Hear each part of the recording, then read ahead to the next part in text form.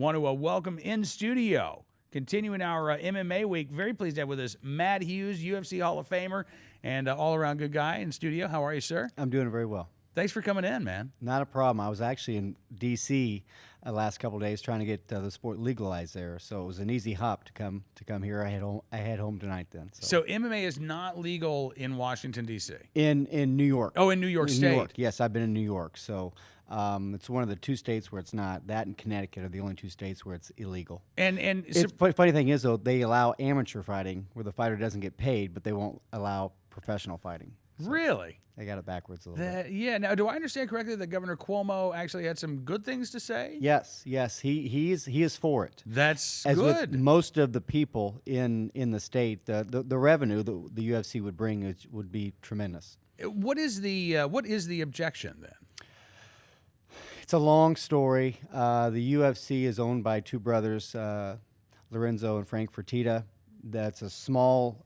Their dad had a small casino. They're non-union, and the culinary union in Las Vegas is throwing any type of a stink they can about anything they have their dealings in. So this has nothing to do with the fighters. This has nothing to do with the sport. This is and nothing that the fans would even care about. Let's correct, say, right? Correct. It's just the way sometimes this world is. Yeah. Well, again, it's amazing how that works out in all different types of issues. Not only with what you guys are dealing with, but even in terms of the gun control debate, where Governor Cuomo came down, obviously on a very different side of the aisle when it comes to gun control. But Matt, I want to talk about you as a hunter for a second, then get back to the sport and kind of tie it all in if we can. Did you grow up hunting? I grew up on a farm. Miles away from everything else. We had 5 miles to my next really decent neighbor that I could have played with. Wow. And I'm always going to say we, because I grew up with a twin brother, and it was always him and I. Okay. Without him, I think I would have went crazy out there by myself. But had a great upbringing. We worked a lot for my dad, and at any time I could go in, grab a gun, a .22, get some shells, and go out, and we could plink all day long. So we did that a lot. We went out, hunted, shot around, and just had fun with it. We were allowed to do that. You were allowed to do that. Allowed. That's a key word right there, because it does take that parent at some point saying, "All right, go. I trust you. Go and do your thing." My dad wasn't a hunter. He was not. He did do a little rabbit and maybe squirrel hunting, but he kind of taught us the basics, and we could go out and plink all we wanted. Then when we got older, it was rabbit. Now my favorite thing to hunt is still quail, pheasant, and dove. So I love swinging shotguns. Nice. How much time are you able to make for hunting? Well, me being part of a hunting show, I hunt a lot. Yeah. Just came from Africa a little while ago, going back to Africa this summer. So I will be hunting, every day, a couple times a day, every month for at least. So wow. Pretty lucky guy. A lot of people in my small hometown are envious of the fact that I kind of get paid to hunt, and they have to pay for things and don't get the opportunities I do. So I'm a very lucky guy. How different is, I know it has to be different, but how different is it hunting without the cameras there now? Or is it really that different? It is different because when an animal comes up to you, you can't just shoot it. You want to get a little pre-roll. They want to see the animal. It's got to be close enough to be within camera range. So when we were in Africa, we had to get within 200 yards. If it wasn't, I would have taken a longer shot, but get a good view of that animal. So there's a lot of things you've got to do for that camera to be right. You got another guy in your blind with you, or another guy walking around with a big camera lugging it around. So there's a lot to go with hunting. A lot of people don't like doing it. Me, it doesn't matter. Yeah. The guy, I always have a great crew with me. So Blake, my cameraman, he pretty much tells me what to do anyway. I call him my mama. I call him Mama because he always tells me what to do. That's awesome. Have you been paying close attention to the gun control fight? I have. Yeah. I have. I have several guns. Second Amendment is very dear to me. So yes, I know. I heard about. Of course, any chance I had in New York, the legislature, I would ask questions there. So sounds like a pretty bad deal, but nothing is actually law yet. Right. Yeah. Nothing passed through the Senate, but it's. It's interesting to me because we've seen this sort of cultural attack on gun ownership. I think from a lot of different quarters, whether it's guys like Jim Carrey or Mayor Bloomberg. A lot of these folks will say, "I'm not anti-Second Amendment," but did you know, Matt, that you are a jillion times more likely to be injured if you have a gun in your home? Now, I'm not anti-gun. I'm just saying you're a jillion times more likely to be hurt if you have a gun in your home. And we hear a lot of these sorts of these arguments where people say they're not anti-gun, but they really want to convince everybody to not be a gun owner and to give up their Second Amendment rights. It's not working. With the guns that are flying off the shelves, being a gun owner really isn't an option anymore. Everybody's going for their guns. And you know what? My guns are locked away. I got a nice vault where my guns are at. But if I took my guns out, set it on the front porch, they wouldn't shoot anybody by themselves. Right. It's just what I don't know what they're coming up with. Well, it seems to me like in tying this back to MMA and really, fighting in general, we all have fists, right? And we can all use these fists to hurt other people. Self-control, knowing that, having a moral code where you don't walk up to strangers and punch them in the face. There are all kinds of things that we can do as individuals that don't require legislation that prevent us from hurting other people. Correct. Right? It seems to me like we can apply these same lessons and concepts to gun ownership and even to MMA. I mean, if you take a kid, let's say you take a kid who's got, ADHD and he's bouncing off the walls. I've seen so many of these kids benefit from the discipline and the responsibility that they learn from karate or judo, or, whatever it is that they're, even the shooting sports, the getting involved in the JROTC program or the 4-H shooting sports program. But it's that development, right? Yes. And one of the things I think really made me who I am today, first off, I grew up with a twin brother, so that taught me a lot of competition. At a young age, I've been competing with my brother. And being raised on a small family farm, I was learned how to work. Taught very young to work. With those two things, it really took me to where I was at, today. So without that, I wouldn't be where I'm at. What would have happened had you slept until noon and then told Dad, "Not today, Dad. I'll get it done tomorrow"? Dad would have thrown me off the bed for sure. And the good thing was that we really were worked pretty hard. But we didn't know Johnny in town was out shooting baskets and wasn't in the cornfields and the bean fields cutting weeds out of beans. We didn't know those guys weren't baling hay in the summertime, so it was we just didn't know, and that was fine. And I'm glad I was raised as somewhat a slave to my dad when I was young, because without that hard work ethic, I wouldn't be where I'm at today. It's funny. I as a father myself, and I didn't always get this. For a long time, I thought my job as a dad was to make sure that my kids were happy and my kids liked me. And then I realized nah, my job is to make sure that when they're adults, they're functional, responsible adults. They can despise me when they're 12, and chances are they probably will at some point despise you during their teenage years. But that's not what being a parent is all about. What being a parent is all about is exactly when you get to that stage of adulthood, you've instilled those lessons in your kids, and then they get it, right? Did you ever have a point where you realized that Johnny was shooting baskets and you thought, "Dad, dang it"? And of course, everybody goes through this. When I turned 16, I was in with Johnny shooting the baskets. So it's funny how when I grew up, I worked on a farm all day long, and I was really trying to get away from. Went to college to get away from the farm, and now I'm 39 years old, retired, and the first thing I want to do in the morning is go to the farm and work. It's all come around to me. So my brother took over the farm, which is great. So I go there and I work all I want. That's awesome. Talking with Matt Hughes, UFC Hall of Famer and a sportsman with us in studio. We were talking about farms and food over the break. And I grew up in the suburbs of Oklahoma City, but in December, I actually fled the D.C. suburbs and I bought a small family farm. So now here in D.C. No. Away, outside of the bubble, miles away.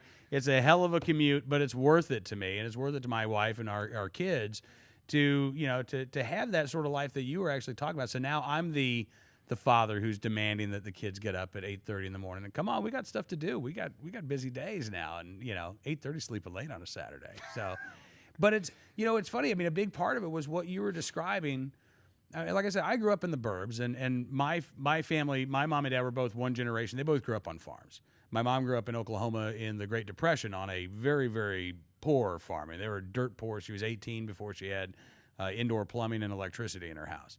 And compared to how my parents lived, like, I had it great, you know? I mean, I lived in the burbs, and I had cable television, and, you know, my big chore was mowing the yard. And I'm lucky that I appreciate that, because then when I went off on my own, I was dirt poor, and I had to work my way up from nothing. But I saw my kids surrounded by a lot of other kids in a culture that took almost all of it for granted. And I didn't see a great deal of appreciation from these kids and even a lot of adults, you know, as to just how well off and how blessed and how lucky we were. And, you know, the hard work seemed to be the hard work time away from family and not necessarily the hard work putting time into the family. And so, you know, we decided we were going to make a big lifestyle change. And I got to say, I mean, it's still pretty new. I suppose I reserve the right to say, man, I screwed up. But right now, I got to say I love it. How long you been there? 5 months. 5 months. Yep. That's short time. What's your wife think of it? She loves it. And I tell you what, I mean, she's the one who's really, she's down there more than I am, you know, and so she's really involved. But last Friday night, as I was driving down, we had big storms roll through, and she called me and she said, you'd be so proud of me. She said, we had 4 trees come down across the road, and I got the truck, I grabbed a chain, and I was up there, and I was pulling the trees out with everybody. And I was like, good for you. Good for her. So my wife's the complete opposite. If I'm in the field driving a tractor for my brother, she will not even bring me lunch because she knows in a month she'll be riding in the tractor. In a month after that, she could possibly be driving the tractor. So she won't even start the process. She won't come to the field. So you got a good one there. That's funny. That's my 12-year-old son right now, who is, you know, telling me. He told me the other day. He said chickens are gross. And I said, you know, it's funny. You eat them. You know, why won't you take care of them? Because they smell. I said, you're 12. So do you. Come on, let's go. So yeah, it really does sound like your upbringing was a huge part of, I mean, really everything that you are today. You never left it behind. We're all a product of our environment, and I love it the way I grew up. I mean, I would love to get my kids out on the farm more. I got a great setup. My family farm's here, and I live right on the outskirts of it, on the town side. 5 minutes, my wife's at the grocery store. On the road, I go out the back door. 5 minutes on a 4-wheeler, I'm at the farm. So it works out really well. That is fantastic. So for those who don't know your story, I mean, how did you get into MMA? Grew up on the family farm, right, with my brother. High school, we started wrestling, and quickly became that was our sport. It was easy to tell. My freshman year, I went to state. My sophomore year, I went to state. Went to state undefeated, lost twice. My junior and senior year, I won state in wrestling at Hillsborough High School. Then I went to college, was a 4-time All-American at college, and got done wrestling in college, and I needed some way to compete. Took this sport up just as a hobby. Never thought I would really turn out to be anything in the sport, just 100% hobby. And ended up winning the world title in 2001, and just amazing it's amazing the road God puts you on, because I had no idea I'd be a world champion, had no idea that I'd make enough money to support a family, no idea I'd be retired at 39, no idea there's not probably an airport I can't walk through without somebody wanting an autograph. So it's just strange. You don't know what God puts you on. You don't know where you're going. Right. You just don't. Do you ever think if it would have been different had you gone into this trying to make a career out of it, as opposed to just getting into it for the curiosity and the love of wanting to compete?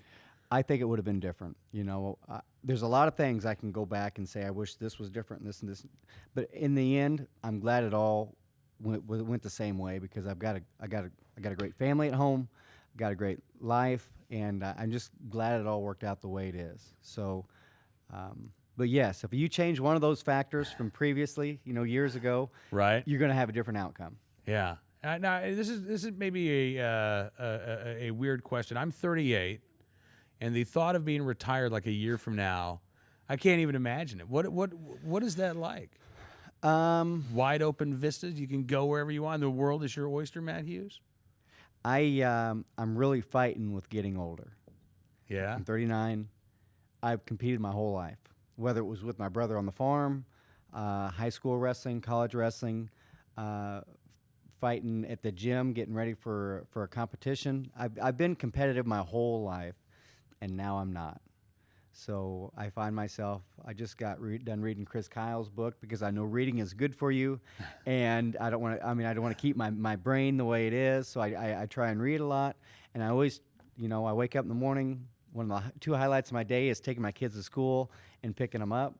I really enjoy that, and working on the farm. But I'm trying to stay young in the fact that the people who retire are the ones that get old drastically quickly. Right. And I don't want to be that way. I want to be young. So with the hunting show, it's going to help out because it's going to give me more of a, kind of a purpose type thing. So is that a way to get out some of that competitive drive? Yes. Because there's nothing better than trying to beat an animal in its own game. And when you go to Africa, I can shoot 200 to 300 yards, but they can see for 600 yards, and they can smell you from probably 1,000 yards away.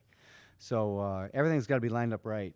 Yeah. The moon has to align with the many stars for a kill to happen in the hunting world. Yeah, from going from hunting squirrels. I mean, like when you got to Africa for your first hunt, what was that? I mean, have you ever had those thoughts where you're just like, I can't believe I'm here? Definitely. The Africa hunt was definitely the highlight.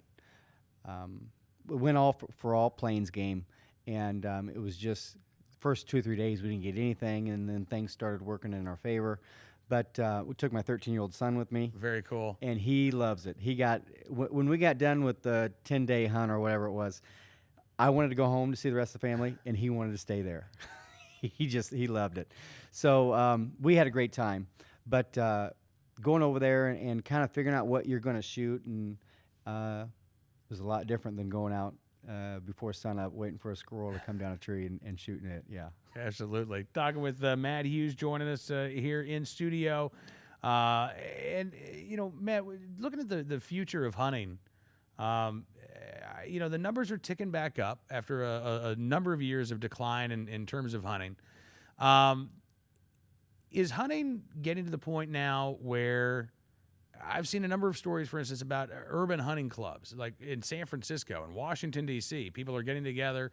They may live in the city, but they want that experience. So they'll go out and they'll hunt and they'll get their meat processed and they'll bring it back and they'll put it in their freezers in D.C., which I think is fantastic.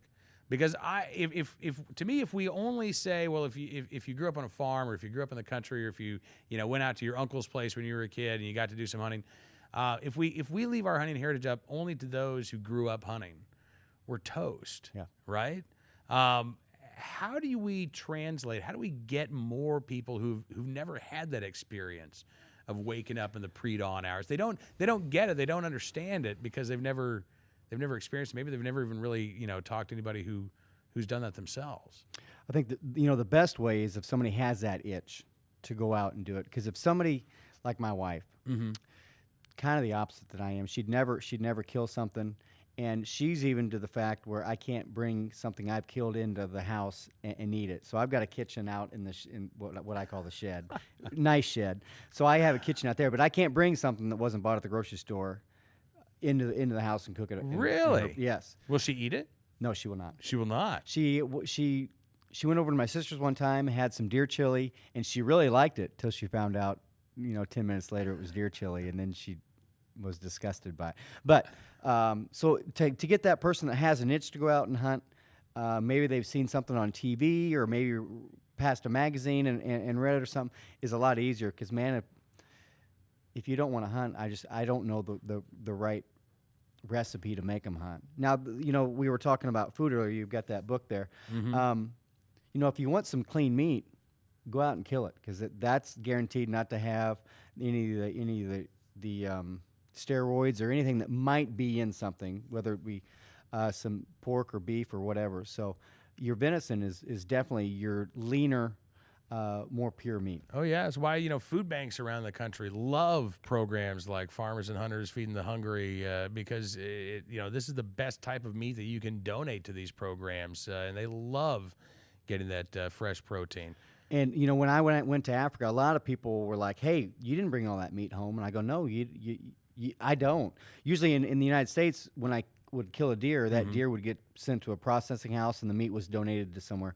In Africa, you just buy the skull and the hide. The meat all stays with the outfitter, and then I ate somebody's meat that killed something from 2 weeks before I was there. So, or when they gave it to a town or a village or something, and fed. So when you shoot an animal in Africa, everybody's happy because people around there are going to eat. I'm having a great time hanging out with Matt Hughes. You got to come back, man. This is too much fun. Will you come back at some point? I will come back. Okay. I love driving from the airport here, just seeing all the history. This is an old town, so I like that architecture and just the old feeling. Yeah, we don't do our show from D.C. itself because they're too anti-gun. So we do it from the Commonwealth of Virginia and Alexandria, where there's history and freedom. And well, I'll give you a quick little tour after the show's I would over. love that. The actually right out here, the street right out here, George Washington surveyed. Believe it or not, was the survey when he was like 16 years old for these streets. So Interesting. yeah. All right, we got the Gunversation tweets coming in here. David says, I also had to work at a young age. Teaches such a great responsibility. That's what we need more of. How much of this, when you look at the young fighters who are starting out now, do a lot of them have the same background that you did? No, I came up. My first fight was in Chicago in 1997 for $100, and I thought I was making really good money. So I came up and I had probably 20 to 25 fights before I hit the UFC. Definitely before I became the champion. So I grew up and I really climbed the ladder. These younger guys are getting on the reality show and they're fighting 2 or 3 times, getting on there, and then boom, they're in the UFC. So some of the guys could have 5 fights and be a big name in the UFC already. So it's a lot different. I grew up. My road was hard knocks, and theirs is kind of fame through the reality show. Right. And it's interesting. I guess boxing never went through that period because we never had the rise of the reality show. While boxing was really in its what I would consider to be its heyday. Yes. How are you worried at all that will change the culture of the sport? What would worry me is these younger guys being a little immature in the sport would do something, would start doing some silly things, and it bring down the whole sport for everybody else. So if you get a couple bad apples, it can really ruin things for everybody. Right. But other than that, no, I think that the UFC is very well run. So they do a great job with their athletes, and as long as management has a control on things, they're going to be fine. Yeah. Who are the guys that, and again, if you have guys like yourself who are also sort of keeping an eye on the younger generation, I think that helps. Who were the guys that you really looked up to when you entered in? When there's a couple guys. Pat Miletich was my coach, and when I started fighting, he was the world champion. So I looked up to him a lot. When I get in the UFC, Randy Couture was in the UFC before I was. Always spoke real well. My wife always got very nervous when they put a microphone in front of my mouth. She did, and she's told me that many times. So I really tried to model myself after Randy. If I watched the way he spoke, the words that come out of his mouth, and I really tried to mimic him when I had a mic in front of my mouth. Dan Gable has always been, the wrestling icon, has always been somebody that I tried to work as hard as he did. I read his book when I was in college wrestling, so try to model myself after him. But those are the 3 guys that really played a big role in me. Do you get a lot of people asking you, all right, so what's the best way for me to break in? Best way to become a UFC fighter is, number 1, find a good gym that's going to teach you the basic 3 which is wrestling, striking, and submissions. The wrestlers have a big advantage because I get to pick where the fight's going to be fought at. If I'm fighting Muhammad Ali, I can use my wrestling offensively, take him down, put him on the ground, and try and beat him up there. If I'm fighting a great submission artist that has no striking, I can use my wrestling defensively, keep him on his feet, and outbox him. So the wrestlers have a big role in this. I think it's the stronger backbone is wrestling, because you'll get to pick where the battle's fought at. Right. So I always say get a good gym, and number 2, get a good manager, because he'll line your fights up for you. Don't take a fight you can't win, and rely on your manager and if you made a good decision on your first two things, your management team and your training team, listen to what they're saying. That's number 3. That's number 3. All right. When do you know you should walk away from either one or two, Matt? Well, when you start getting booked with fights you can't win, and when you feel like your training team isn't there for you, when in our gym, when somebody had a fight coming out, we all tailored around them. Pat Miletich, the champion, the guy I was talking about, great guy. He was going to fight a guy named Frank Trigg. Well, Frank Trigg's a wrestler. I'm a wrestler. I was going to mimic Frank Trigg in the practice room. Frank Trigg, they called him Twinkle Toes because he painted his toenails. Well, what I did is I went out and bought some shoe polish or some fingernail polish. I painted my toenails just to give a message to Pat. Hey, I'm your Frank Trigg. I'm going to get you ready. And so that was the way that went. So if your training team is not around you when you get a fight coming up, right, try and figure out what's going on, And your management team, if he's not doing things for you, really before that you ask him to do things, bring it up to him. Matt Hughes, I cannot thank you enough, sir, for coming in studio. It was a real pleasure getting a chance to hang out with you this afternoon. Cam, you too as well. We'll do it again. I hope so.